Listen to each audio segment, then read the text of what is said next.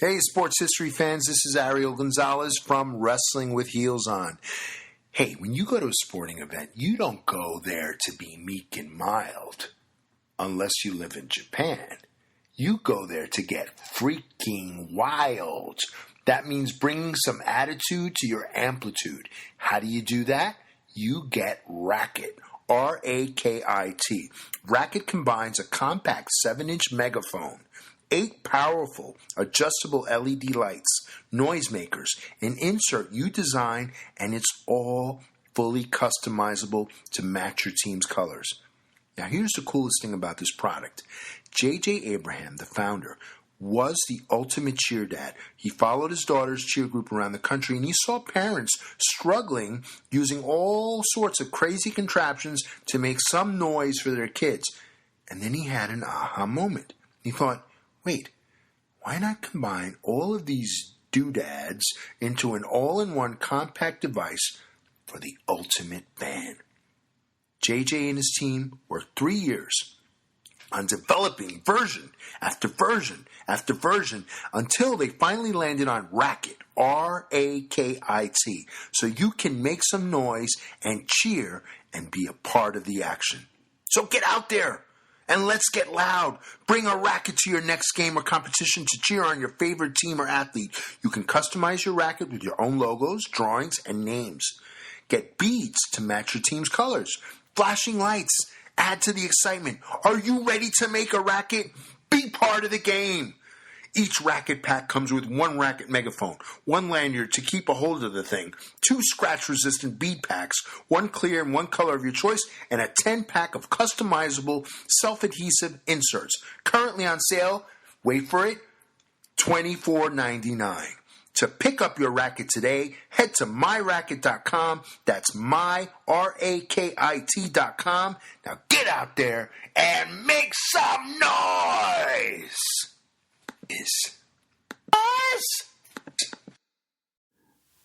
This podcast is part of the Sports History Network, your headquarters for the yesteryear of your favorite sport. You can learn more at sportshistorynetwork.com. Welcome to the Football History Dude podcast, where each episode is a journey back in time to learn about the rich history of the NFL. Your host is Arnie Chapman. Football is his passion, and he wants you to come along with him to explore the yesteryear of the gridiron. So hop on board his DeLorean and let's get this baby up to 88 miles per hour.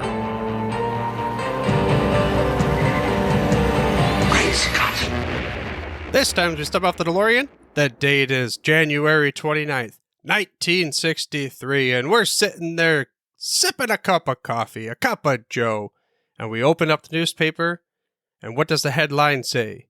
Lambeau, Hudson, Blood, Hubbard, and Hall. What is this, you ask? Well, this is the announcement of the Pro Football Hall of Fame inaugural class of 1963 that ended up consisting of 17 players and executives that helped make professional football a reality. Now, transfer this moment 60 years into the future, and we have the next Hall of Fame that will be happening. And this week's guest grew up around the Hall of Fame like it was just you and me heading down the street to Uncle Billy's for a poker night or something. I don't know what it was. But he was able to grow up essentially at the shadows of the Hall of Fame. His dad grew up at the steps of the Hall of Fame. His dad was George Bozeka, somebody we've had in the show before. Now, this week's guest is George's son, John Bozeka. George and John have a unique relationship revolving around the history of football. And what they're going to be doing here very shortly is they're going to be launching the first episode of their new podcast, the newest one on the Sports History Network, the official PFRA podcast. And if you're interested, the trailer episode's already up. They also have a website dedicated to the podcast over at the official PFRA podcast.sportshistorynetwork.com. But in this interview, we get to talk to John about growing up with a football historian, George Bozeka, living next to the Hall of Fame and everything about how, I guess you could say, quote unquote, normal it felt, unlike for yours truly, it was a once in a lifetime type of experience when I went. And so much more, including, like I said, the PFRA podcast that's about to launch. So sit back, relax, and enjoy this interview with John Bozeka. So let's start off with I'm going to call it your elevator pitch of like your career in sports, just to give, from a football's perspective, the listener of the show really what you're all about. Yeah, so, it kind of started when I was in college. I broadcasted for our campus radio station, did games for Otterbein. That was the school I went to. It's a little liberal arts college outside of the Columbus area, and they play in the OAC conference, which actually coincidentally is one of the top conferences in Division III football. They get to see the likes of Mount Union and John Carroll every single year, and Baldwin Wallace, and Otterbein was typically towards the bottom of that. But it was still fun to call the games and kind of get that experience. And I always knew that going into broadcasting was something I wanted to do. Ever since I was a little kid, to kind of put this into perspective, whereas most kids would play a game of backyard football and then not really care what they did afterwards, I would keep stats of our backyard football games and do joking play-by-play in the backyard. And my buddies always kind of laughed whenever I would do that. So I just kind of knew from a young age that I wanted to do it. And then growing up with my dad being a huge football fan as he is, and my grandfather, Angelo Bozeka, who was another huge football guy, and his brother Steve Bozeka, who was actually the spotter on Monday Night Football, it was kind of just around my brother and I a lot. And then once I started doing it and started calling games, I immediately fell in love with it. And now I've worked for 3 radio stations in about 8 years, and on my 3rd now, and hoping to eventually move up. I've covered a lot of high school games. I've covered some college, and just recently have been given the opportunity to cover some Browns games, as well as doing stringer reports for CBS Sports. But that's kind of an encapsulated look of how I've been in football. I've called other sports as well, but obviously football is kind of special because I'd say it garners the largest audience. I want to get into that Monday Night Football just a quick minute, but I was 3-4. I'm trying to think of when the Lions ran by. It was probably 4 weeks ago, let's call it. I was on the way to the local Michigan chapter of the PFRA. Just a few of us got together just to hang out. And on the way there, they're talking about, hey, Iron Eagle, let's take it over to Cleveland. Let's talk to John about what's going on. I'm John Bozeka. I'm like, wait a second. I know that name. Why do I know that name? And then you were talking about they went on a 4th down. I'm trying to think of who they were playing. They were getting smoked by the time already. I don't remember who it was.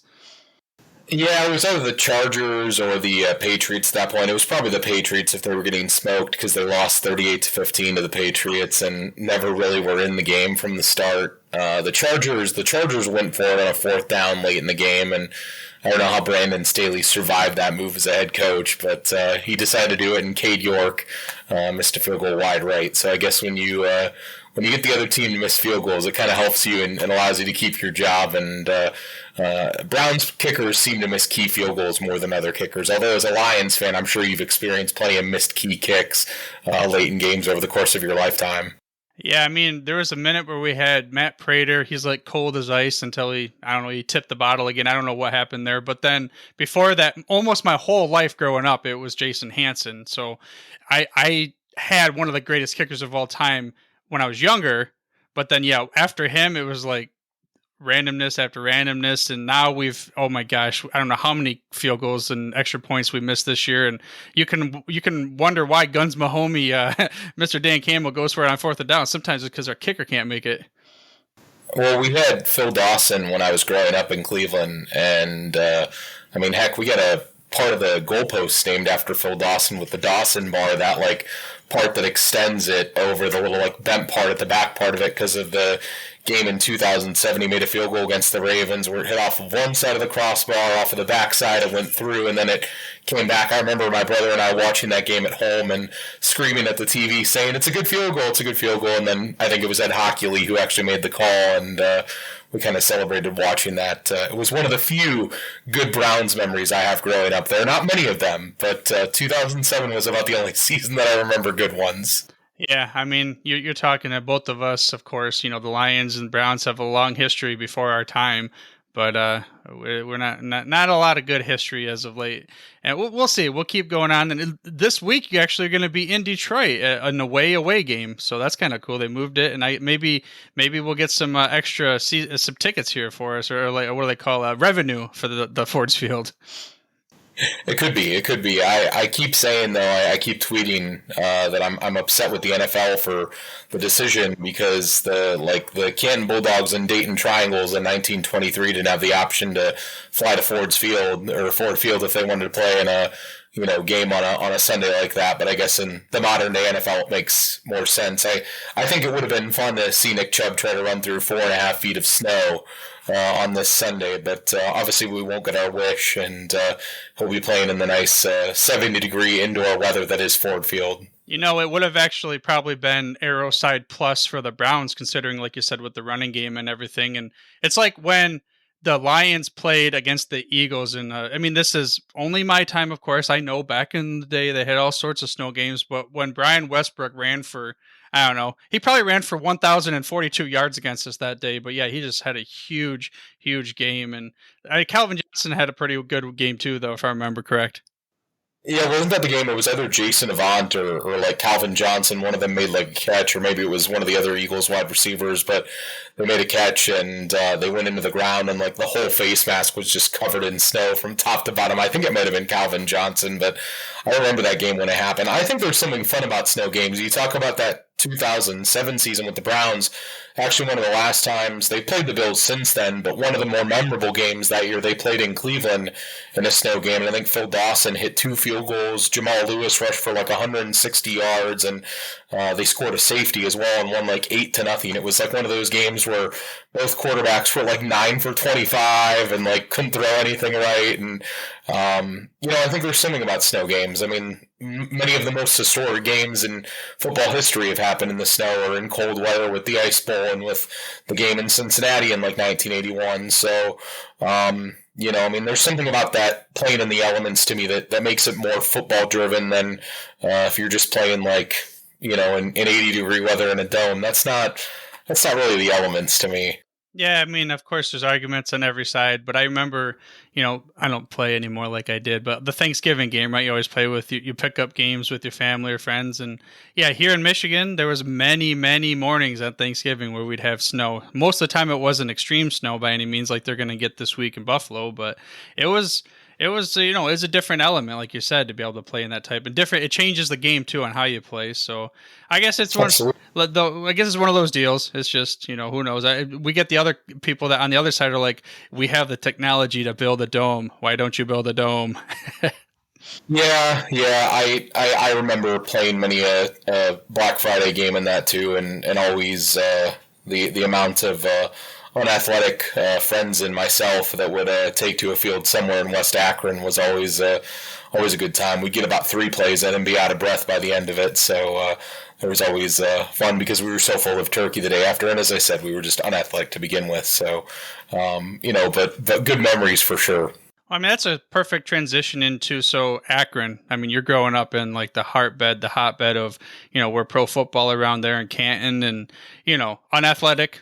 A lot of the people back then, yeah, they weren't really they weren't built for just let's play football. That was the side hustle or whatever you want to call it. So let's start there and let's go with what was it like growing up with, we'll call it a football history family, like being into that. What are some stories you can remember? Yeah, I mean, I just remember that there was always like a real high knowledge for not just football history, but like sports history in general. I mean, a lot of kids grow up and their dads collect, I don't know, different things. Like I know some people collect like, different records. They collect, different beer cans from places they've been to. They collect, comic books. But with my dad, it was always, sports books and sports artifacts. So, I know that, my mom would be happy if he was able to open like a secondary wing of the house was a library exclusively because of how much space the house takes up books. But everything was always just there and readily available to read. And I just always remember watching different sporting events. And I guess growing up where we did, I mean, I know a lot of people come to Canton to see the Hall of Fame, but to me it was never like a big deal going to the Hall of Fame. It was never like a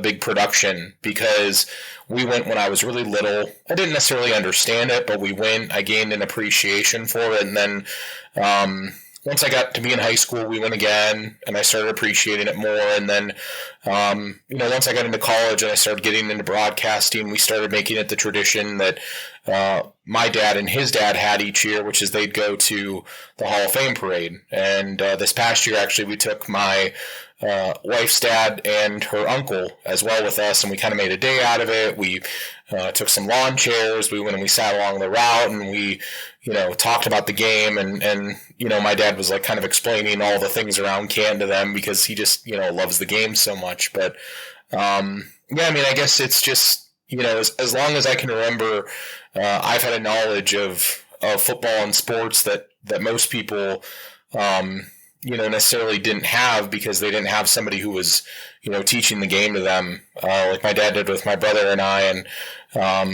I guess we were lucky enough to find friends in high school and college who had the same kind of love that we did. But, it was kind of cool. It was cool growing up, being able to, anytime you want to ask a question about football or discuss that and being able to see the Hall of Fame and be so close to it and not have to travel for it. It did kind of just become something that was just normal to us. I mean, going to the Pro Football Hall of Fame wasn't an event, as I said. It was just like a normal Sunday afternoon thing that we do, and you didn't really make anything of it.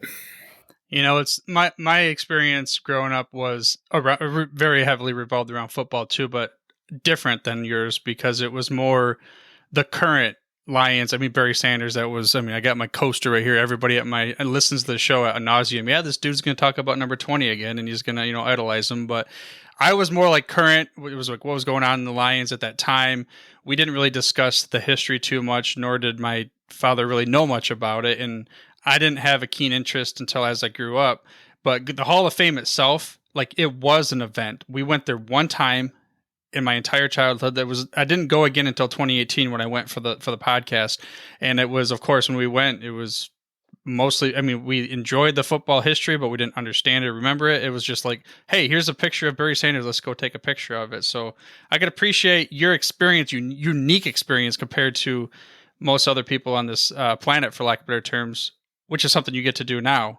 Well, and I think the other thing too that was kind of interesting about it too is just that, where he grew up. I mean, as I know you've talked to my dad, but he grew up on 24th Street, which is like right up the street from the Hall of Fame.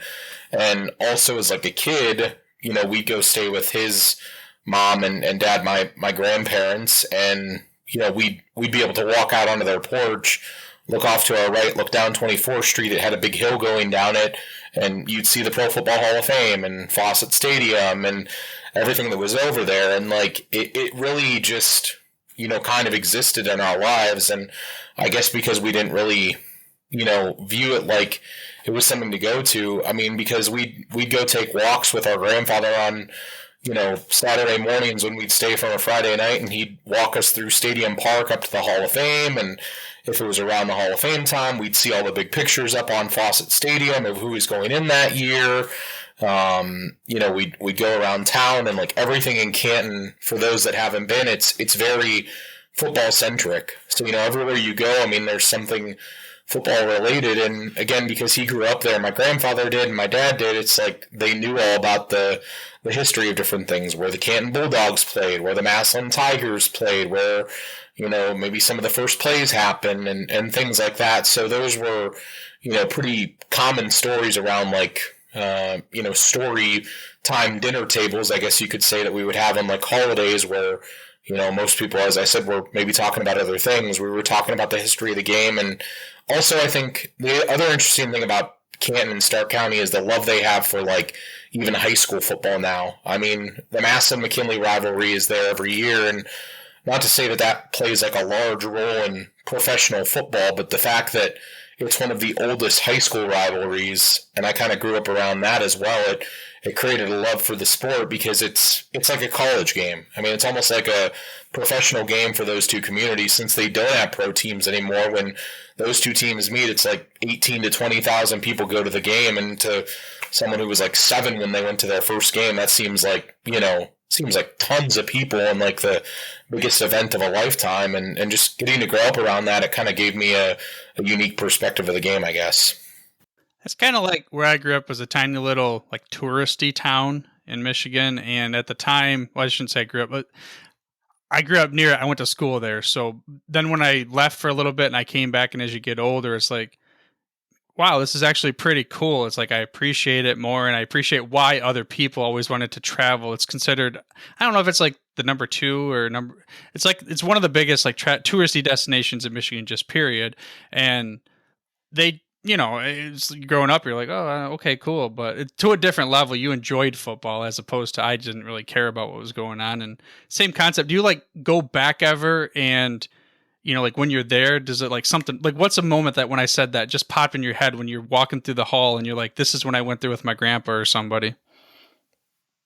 Yeah, I mean, I just think like the memory of the weekend of Hall of Fame weekend taking place, like just remembering being over at their house, having a big meal, watching the town grow with people, watching how they would have, a couple weekends before that, they always launch hot air balloons right over the Hall of Fame. I remember sitting on the porch seeing that, just the feeling that surrounded the city when they would put up the banners, as I said, on the stadium, and seeing who was going into the class, and maybe asking who John Hanna was, or who a Fritz Pollard was, or who some of these guys were that were going into the Hall of Fame that I didn't have a knowledge of who they were, but gaining the knowledge through seeing their pictures and knowing how big the event was. And I don't know that it's one specific memory. It's just part of the unique thing about going to the McKinley football games at the high school level is they played in Facet Stadium. So Facet was right next to the Hall of Fame, so we always sat on the McKinley side, and like every single Friday night for like the longest time of my life, like we were going to games there. So like every Friday night, like part of our experience was go out to eat at a local place in Canton, drive over to Facet Stadium, sit on the home side, and as you're watching the game, like you see the lights in the rotunda of the Hall of Fame. So it's just like it was just there. And I guess just the memories of being there for that, having the conversations of like my grandfather telling me like, oh yeah, I remember when we went and watched, Joe Namath talk on the steps of the Hall of Fame, or saw Jim Thorpe come through here, or saw, Curly Lambeau, or whoever it might have been, just the names that came through the area only for a split second. And the fact that his brother was a spotter on Monday Night Football, it's like, he had a relationship with Frank Gifford, and he had a relationship with Howard Cosell, and he actually drove Frank Gifford, I think, when he was inducted into the Hall of Fame. He was like his driver in his car. So Frank Gifford waved to my grandfather and said hi to him as he was, driving through Canton. So it's like there's, it just kind of was there. It was just always kind of like around us, and even if we weren't like involved with anything with it, just because you kind of grow up around it and you have somebody who was involved with it and you take a love for it, it just kind of exists in your life. And I guess you just kind of develop the memories as you go. Yeah. And speaking of memories, that's one reason why you and your dad are perfect candidates, not to mention you have that beautiful booming voice for radio. But this new venture for the Sports History Network, the official PFRA podcast, let's get into that. Maybe tell the listener of the show a little bit what the vision is for the podcast. Yeah, I mean, we plan to obviously talk about the PFRA a lot and promote the values that it has put forward, and how it tries to promote the history of the game and tell its many stories, and not just the stories of Hall of Famers, but the stories of maybe the guy that didn't get the time in the spotlight, that had a great moment in NFL history. And that's obviously part of something that my dad and I want to plan to do, is have on, if we can, eventually players and different things like that, but also reaching out to the players who, maybe only had a cup of coffee in the NFL, and discussing their careers with them, and talking to them, because I think part of it is also about preserving the legacy of the game. And I know that's something that the Hall of Fame tries to do, but I think what the PFRA tries to do, just from the outside looking in with what my dad does, I think it's also about taking those little stories involving the backup quarterback. I think one of the great things that my dad got to do was when they had the event up in Green Bay, they had Zeke Bratkowski, the backup quarterback for the Packers there, who backed up Bart Starr. And, just learning his stories, I know people would say, well, who cares about a backup quarterback that played behind a two-time Super Bowl champion? Well, that guy experienced all the same things and sometimes different things that Bart Starr did, and had different experiences with Coach Lombardi that he got to learn about. So I obviously think that's part of it. Bringing that in, talking to some of the different writers that we have and different members through the Coffin Corner magazine that the PFRA puts out every single month when they can. And, it's just a really cool thing that we get to do it, and that obviously you guys have kind of taken us under your wing too, with allowing us to use the podcast venue to be able to do it, which is very nice of you and everything like that. And I just hope that we're able to find unique stories that maybe people haven't heard before. I think people know the big stories of the NFL, but as I said, each team each year has 53 players, and of all of those players, there's probably about 10 that never see the field. So I guess the hope is maybe to tell some of those stories and find some of those guys, because you'd be surprised how many guys are out there that, as I said, had just like one down in the NFL. But if you play one down in the NFL, you have a lot of great stories being at practice and so many different things. And sometimes those stories are actually better than the guys who tell their stories all the time, because they don't get the opportunity to talk on a platform. I will also say that my wife is sitting here with me while I'm recording this with you, and I know that she hates it when people compliment my voice, because she always thinks my ego gets too big for that. So just careful how much you say that. Yeah, we'll make sure that we keep it on the download then. And in the meantime, and maybe she can play this game with us too. So I got my DeLorean right here, and you get to go back in time. And what we're going to do is kind of like the Bill and Ted Excellent Adventure. I think it was Excellent Adventure, where they took the phone booth, the British phone booth, back in time, and then they brought all the dudes. Okay, so let's play DeLorean, Bill and Ted's Excellent Adventure. You get to go back in time and pluck 4 football figures from history that are no longer around, and you get to bring them now to talk to them on the official PFRA podcast. Gosh, I don't know who I would say that I would bring back. I've never had anybody ask that question to me before. I don't know. Gosh, that's a really great question. That's something I've never been asked before, and I've never really thought about it. I would say Jim Thorpe would be one guy. I think just because of what surrounded him, the history that surrounded him, being associated with the Canton Bulldogs, and being so closely related to what was the birth of the NFL. And then I would say another guy that was really closely related to him too with the Canton Bulldogs was Ralph Hay. I'd like to bring those two back and kind of hear about some of the meetings that happened at the birth of the NFL, if you will. I know I'm going way back on all these, but another guy that I think would be really interesting to talk to from that time period was Fritz Pollard. And I think the reason why that would be so interesting is because he was a black player in a league that was predominantly white in a time in the 1920s when, who knows the things he went through, the things that were said to him, the people and how they treated him in different situations. So those three come right to the top of my mind and guys I'd want to talk to. And then, I don't know, like more recent guys. Gosh, I'm trying to think. A lot of the guys I would want to talk to are still around right now, but probably Vince Lombardi. I mean, it's tough to say that you wouldn't want to talk to Vince Lombardi just because, he's Vince Lombardi. The trophy is named after him. He won the first 2 Super Bowls. He had such a great career associated with so many different players. And, you learn about all the stories about, like, Lombardi time and about, what he did for the city of Green Bay and, how he kind of treated things when he was there and just how he was for the players, how he graded them after different games. And, I think there would be something about meeting him. And if I could with one extra, Paul Brown would be the other guy, just because of his association with starting the Browns and beginning the organization that so many people around this area love. And again, his tie to this area, coaching at Massillon, coaching at Ohio State, coaching guys like Otto Graham and Marion Motley and so many of the players that he did for the Cleveland Browns, it'd be hard not to want to meet him as well. But I guess the first 4 I mentioned, then I gave myself a 5th starter if I'm an NBA player as well. So give myself a 5th starter to round out my starting 5. No, you're good. I mean, basically, I always tell people that, well, you took the keys in my DeLorean and you knocked me out like, was it Jessica Parker, whoever it was in the sideline. So you can take it for as long as you wish. With that being said, so first off, I got to remind the listener of the show again. So this podcast is about to come out. The trailer is already up and live, so they can listen to what it is, what the intentions are. The official PFRA podcast. And do we have an idea of when the first episode is going to launch by chance? Well, our hope is the week after Thanksgiving, and we're hoping that our first guest will be the archivist at the Pro Football Hall of Fame, and John Kendall.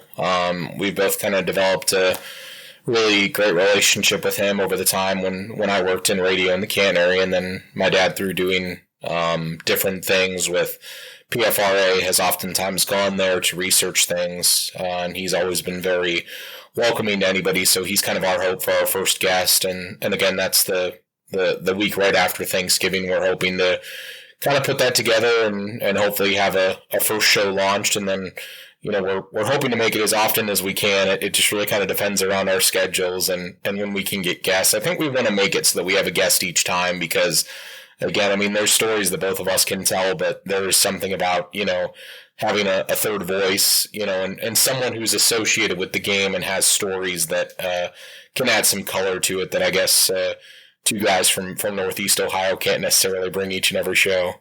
Yeah, no doubt. I mean, we're all looking forward to it, and I'm sure all of the PFRA members, once they start hearing that this is available, they're going to start jumping all over it because you have a nice little, community that's super interested, and obviously anybody knows George and they're going to want to listen to it. So let's tell your other person in the room to shut their ears for 5 seconds. We got to give you some love. Your voice work. So if anybody was interested in maybe bringing you on to get some voice work, let's give you some love so you can tell them where to go to find you. I guess if they want to find me at John Bozeka on Twitter, JONBOZEKA, and if they wanted to email me, JohnJON.BOZEKA93 at gmail.com. They can find me at both of those places. And I would love to help in any way. Anything to help out with different productions of different podcasts and things like that. I think one of the great things is that people can use different platforms like this. I think it's really great what you're trying to do, Arnie, with all of this, because I think that in today's world, I know a lot of people think that radio is the only way to produce a high quality show, but with the technology that we have in today's world, I don't think we all need to be like Marconi and have a terrestrial radio station to be able to produce the content that we want. It's a lot easier today, and we don't need to have all the high tech gear. It's just you need a computer and a microphone and a place to record it. And I mean, you can be your own Keith Jackson, your own Howard Cosell, whatever you want to be today. It's really that easy. Yeah, I mean, I grabbed my phone because this little iPhone right here, granted, even like the first generation iPhone had more power in your pocket than Mr. Ronald Reagan had, taking care of the entire free world. So let's get to, and another thing too, for the listener of the show, while you're listening to this, the subdomain is available, the official PFRA podcast.sportshistorynetwork.com. And on there's also the contact page. So you can reach out and then we can get in touch with John and George that way as well. If you have any questions, feedback, suggestions for the show. But before we let you go, John, let's go ahead and give the listener of the show some last words of gridiron knowledge nuggets to the lens of the experiences that you've had at the steps of the Hall of Fame. Oh my goodness, that's another really interesting question. That again, I've never been asked about that. But I think one of the unique things that probably the coolest thing that I've gotten to do is each year on the morning of the parade. Up until a couple years ago, one of my jobs was to go to a building downtown. I always know it as the AEP building, which is the American Electric Power building. Free plug for them, I guess, on the podcast. But it's what the building is named after. And that's where all of the Hall of Famers, players, different people would gather before.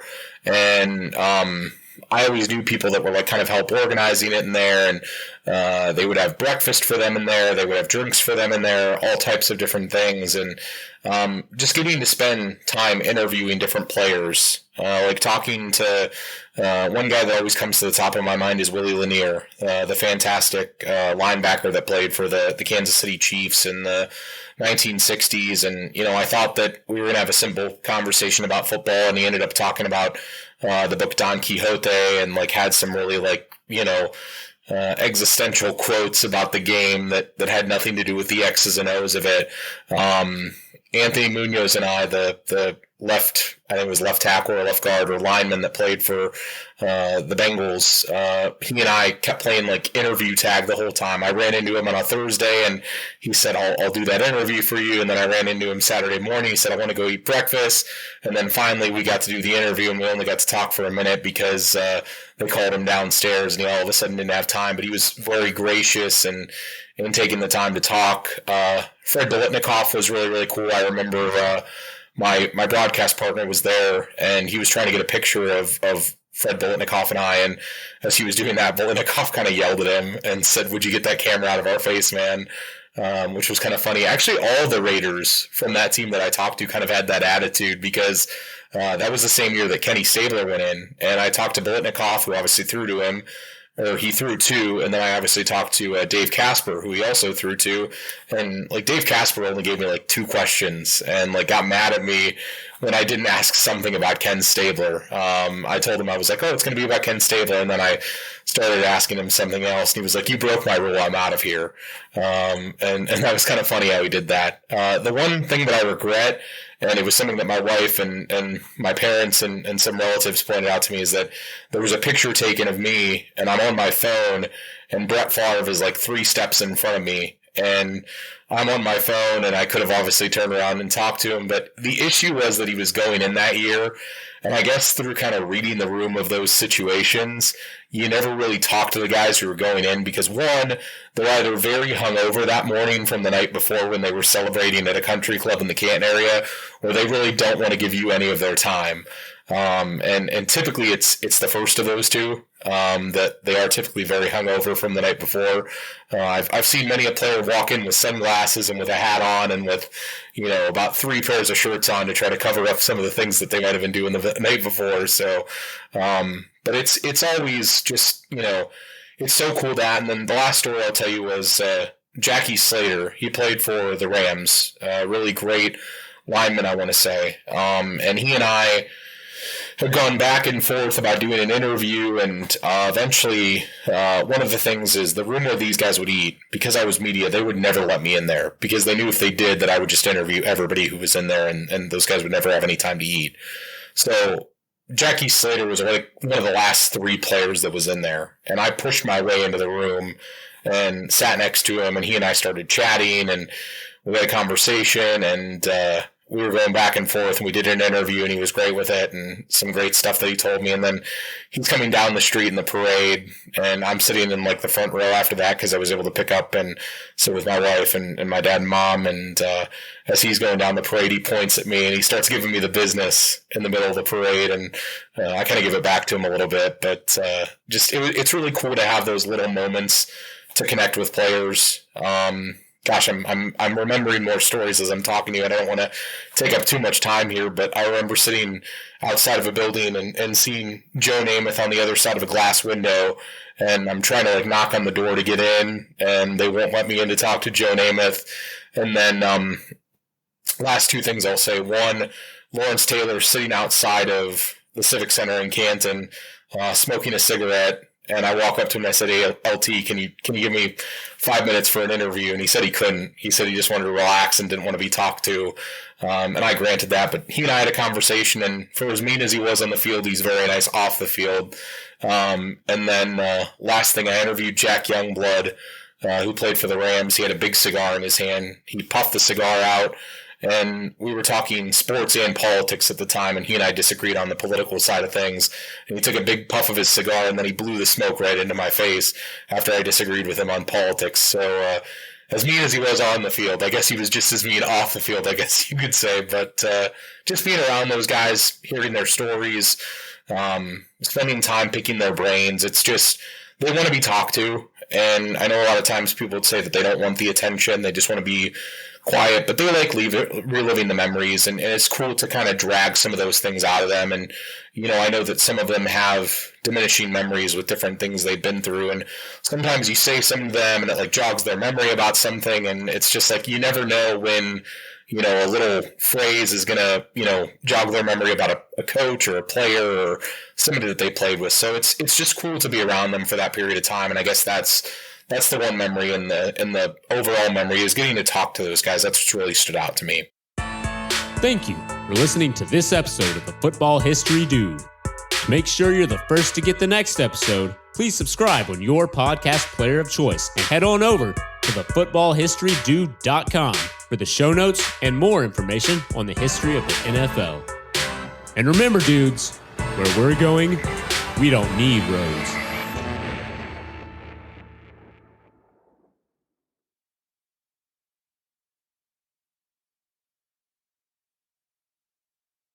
Hey there, sports history fan. This is Arnie Chapman, aka the Football History Dude, and I hope that you enjoyed this recent episode presented by the Sports History Network and were able to learn some good old-fashioned sports history knowledge nuggets.